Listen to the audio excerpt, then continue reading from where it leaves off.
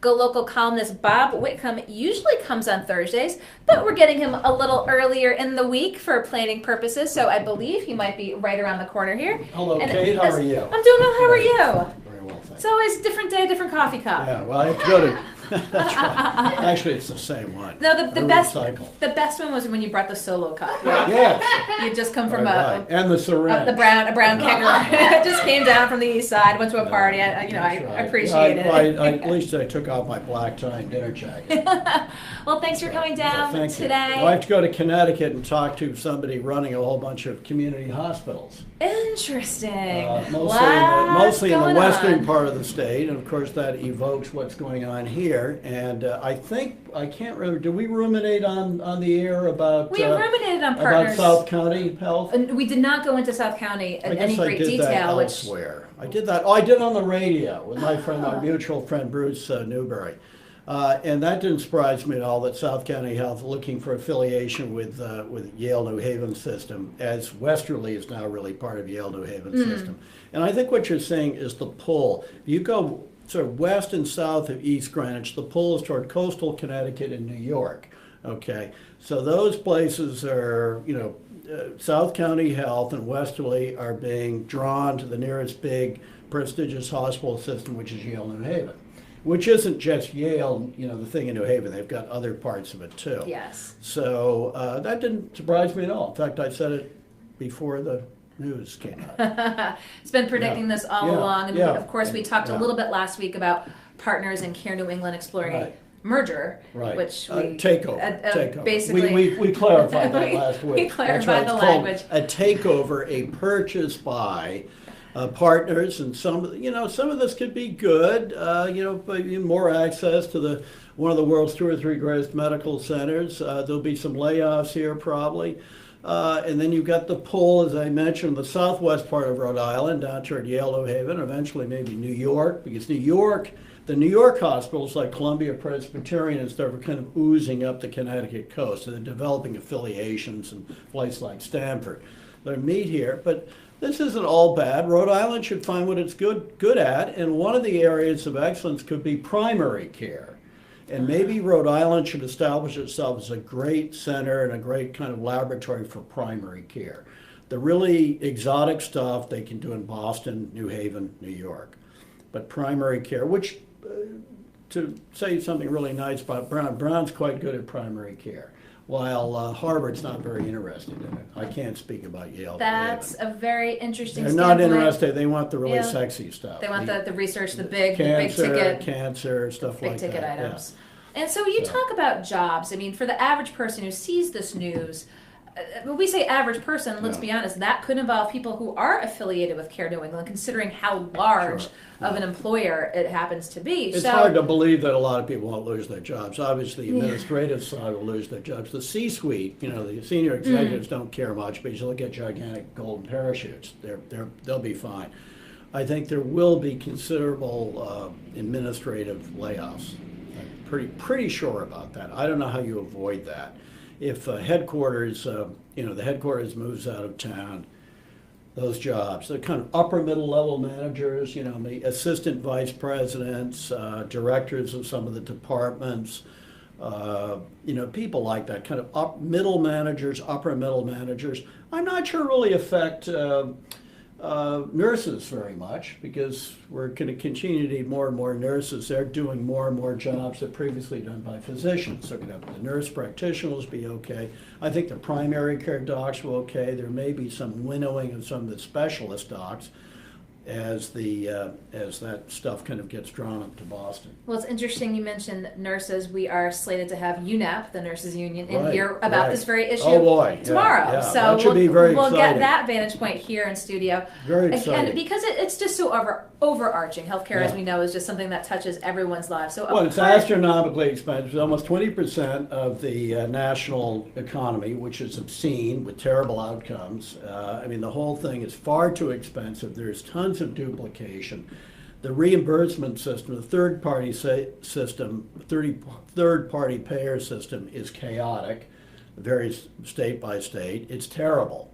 And meanwhile, we've got the highest paid doctors in the world by a factor of 4, 5, 6. and by far the highest paid executives. So something's got to give. So, it's funny because people are speculating about this potential merger takeover. I see folks say, well, healthcare's so expensive in here, it's just got to get better in Rhode Island. You pointed out Partners. No, Partners loves high prices. They've been able to get away with it. So I don't know if they're going to somehow export their high prices to Rhode Island, how that will work out. But Partners is famous for super high prices, which they get because of the snob appeal of their hospitals, which are so closely connected to Harvard and the whole sort of research academical complex in Boston. In fact, a few years ago, the Boston Globe did a very good series on why hospital charges are so astronomically high in Greater Boston, and it really came down to the ability of Partners, both because of the number of the huge hospitals that it runs and because of sort of the snob appeal, the prestige, mostly connect with the Harvard connection, to charge whatever they wanted. And the Globe did this very clever study. They went and looked at outcomes around the state, and other hospitals are not run by Partners, and often the outcomes, like Cooley Dickinson, a little hospital in the western part, has better outcomes than in Boston. So that's very interesting. We'll want to get a hand on that study to check out. Because one of the things you mentioned was Partners is sort of tapped out up in the Boston region. They really can't expand. They won't be allowed to. They're not allowed to expand. The judges, the regulators, they won't let them expand anymore in Greater Boston. So they've already been expanding in southern New Hampshire, which is an affluent area, really Boston exurbia. A lot of people with very good insurance. And the only other place they can go easily is here. Dense population, and I think they'll do some cherry picking. They'll kind of do what South County Health does, which get people with good insurance who can pay for joint, whose insurance will pay for the finest joint replacements. Well, we will continue to take a look at what happens with that. Obviously, a lot being discussed about that it's a right big deal. now. It's the middle of everything. It really is. Yeah. And speaking of things that are in the middle of everything, France and the elections, and you have some interesting things to write about Le Pen. Yeah, Le Pen is a fascist, basically. Her father, she's sort of a Holocaust denier. She's a nasty person. She's a much better politician than her father, Jean-Marie, who is much more brazen in his remarks and much more, what's the word, abrasive, whatever. Seemingly more extreme, while Marine Le Pen, it's much more sort of classy, controlled. She tries to act as sort of the future mother of France, and she's a very slick customer. She speaks very good English, by the way, and she could be a formidable candidate. I realize everybody is saying that Emmanuel Macron is going to win the election. He's this very young fellow. Who, by the way, an issue has been made in French politics that his wife is 30 years older than him. 24 years. 24, whatever. Very attractive, bright lady, but they're raising a homosexuality issue. Well, they're sort of implying that he's homosexual. Who cares? But I guess some people do. It looks like he will win substantially, but again, she is a hell of an attack dog. She's a pit bull, a well-coiffed pit bull, and I think the election, which Macron I think will win, will be narrower than predicted. Now there was just another episode of terrorism in France. There's always the Champs-Elysees. There's always talk about that around election time is working in her favor. As like somebody working for her did it or something. Yeah. Well, there's always again around election time about the activities around it, and you gave us your vantage point of your personal opinions on Le Pen. Why do you think she holds such appeal to a large swath of the French? Well, I think she speaks to a sense of being left behind that many French people have, as many Americans do, especially away from the coast, of being left behind. These sophisticated globalists, the people living in what they call la France profonde, deep France, the small towns, the cities, which used to employ a lot of people in local mills. Sound familiar? Sounds very familiar. Especially in the north and then parts of the south. People have been unemployed for many, many years. The unemployment rate in France has been very, very high for a long time. Even the standard of living is still very high. They have very good social services, as you know, but this sort of bitterness of being left behind, I suppose it's kind of a racism, but the racism against the Muslims, especially, and some of the Africans, there's an element I'm not defending racism by any means, but they feel overwhelmed by all these new people coming in with different habits, different traditions, who don't want to act like traditional French people, which sounds a little familiar too. And France is one of the great nation states of the world. They have a very strong sense of their own culture, and they feel it's threatened by that. And of course, a lot easier for someone like me and my family to move to France and we could sort of pass as French people. But if you're coming from and you have lived Senegal, there, we have lived there. We have one of our children was born there, in fact. So it gets very complicated. But they feel overwhelmed, Kate. They feel overwhelmed, as do many people in Germany and other parts of Europe, and they think that the old social contract, all these great services and everything, can't go on, because they're paying for all these immigrants. They think they're paying for all these immigrants. So a sense of being culturally besieged and having a kind of despair that the fear that things won't get better. In the 50s, 60s, 70s, into the 80s, a sense that things would get better. Your children would live better than you. But that's eroded here and there. And what about, both U.S. and France? I mean, here we have in France an election with neither from one of the major parties in France. Right, very interesting. So you can almost call Trump. Trump is technically a Republican. If you recall, 6 years ago, he was a Democrat. But yeah, people coming from the outside. Bernie almost pulled it off. Yeah. I mean, is this a tipping point in time? Yeah, I think what you're going to see is what Governor John Kasich of Ohio predicted. There's going to be a reconfiguration of parties. Well, we're here in the midst of it, and you talk about things healthcare related in your column, political, but one of the ones I wanted to bring up, the rattlesnakes in the Quabbin. Yes, I'm obsessed with them. Apparently they're edible.